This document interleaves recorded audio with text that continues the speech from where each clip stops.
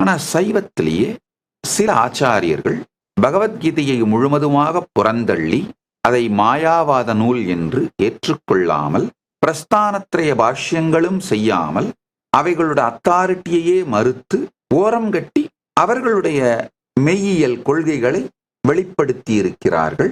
அந்த ஆச்சாரியர்கள் சைவ சமய புரட்சியாளர்கள்.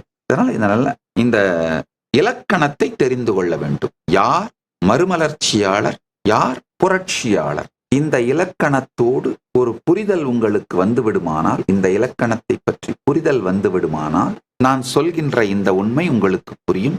இந்த இலக்கணம், இந்த தெளிவோடு சொல்லுகின்றேன்.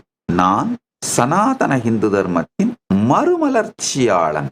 கைலாசம் சனாதன இந்து தர்மத்தின் மறுமலர்ச்சி, revival. I am a reviver. Kailasa is revival. நான் புரட்சியாளன் அல்ல.